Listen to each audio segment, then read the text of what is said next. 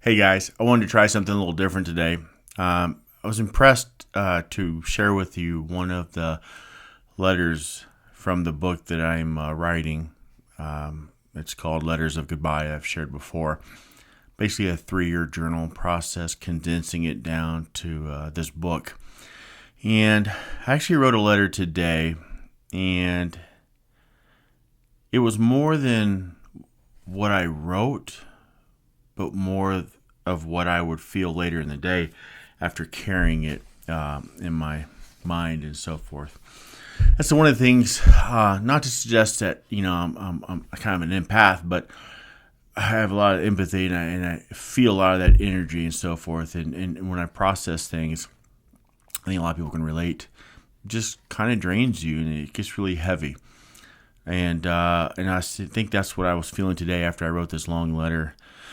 And this is regarding my children, and also just how people in general sometimes can use children as pawns in their manipulative tactics, especially as regard to alienating their children from the other parent. So I'm going to start about almost 2/3 into it. I've already described a few examples of the alienation of a few of my other children, and so I'll go from here. My middle child helped me move to the Meadows, and the Meadows is something I describe in the book.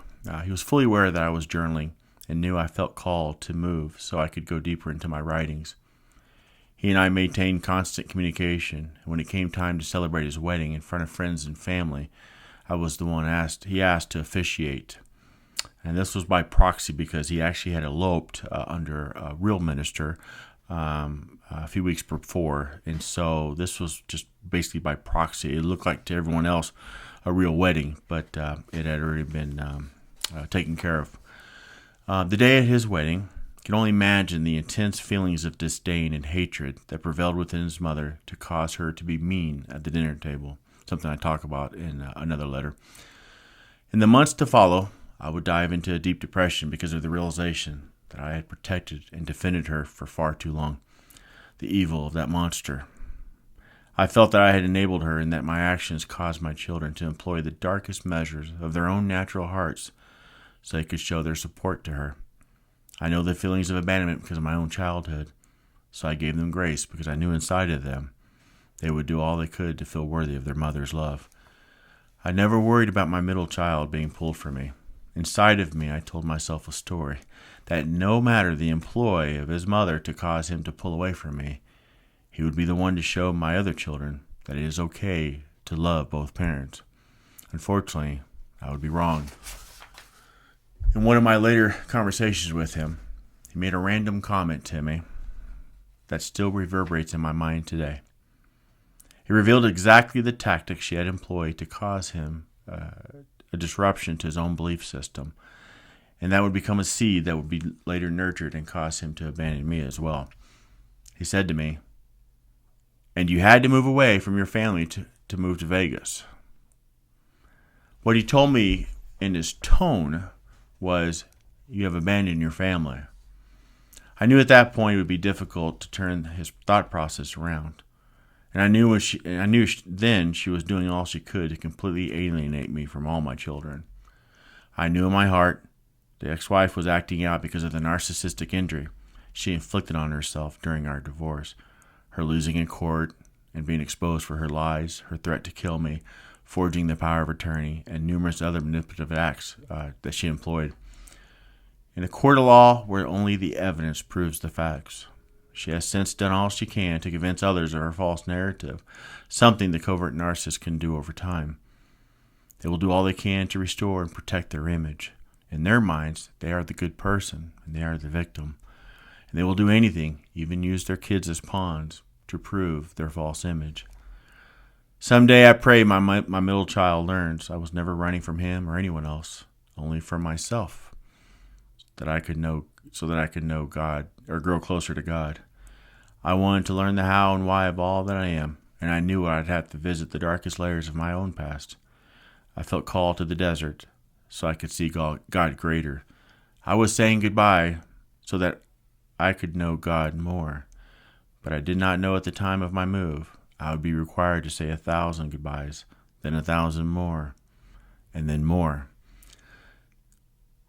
And so the reason why I'm sharing this with you, something I added to this last bit of writing is this. Several hours after writing the above, sitting in it and feeling the heaviness of it all, an impression came into my mind that was both a reminder and a comfort. Yet another question to be answered in this long journey of self-examination, development, and growth, which was, is God enough? Is God our rock? Is God our strength? Is God sufficient? Alone, is He enough? Do we have to have our kids? Do we have to have the external measures of adulation, appreciation, feeling seen, feeling heard? And all those numerous goodbyes I've said throughout this journey, whether it was pride, selfishness, not putting God first in all things, not loving Him with all my might, heart and strength and soul, all of that. I think this was another reminder, almost as an impression in my mind, not so much in His voice, but in His word, asking me, am I enough? And I think that's what I encourage everyone, especially as you read this book, because we're called to self-examine. We're called to examine ourselves in scriptures. And if I had not gone through this journey, there's a lot of things I wouldn't have learned about myself. And when you start to dissect a lot of those areas where you're deficient in your lack of trust in God, to be sufficient in all things, to not worry about tomorrow, and to trust Him in all things, that's been the biggest lesson out of everything, especially as today. And so I would say, yes, Lord, you are enough. And for me, it's a beautiful reminder. Here I was heavy in this stuff. I mean, this stuff, when you journal, it can be really heavy, especially when you kind of go over past scenarios and you start to, detail the events that maybe a lot of things I was missing and didn't see. Because of my own codependency, telling a good story, telling me when bad was bad, I was making it good. And when I saw good things, I was making it greater than it was. That's what we do. We learn as a child to survive. That's what we did. And so in the end, my only question is when some people, start to read something like this and throughout, is to ask yourself, is God enough in my own life? Outside of everything, do I need all my friends, my children? Do I need everything? Or is God enough? And He is for me.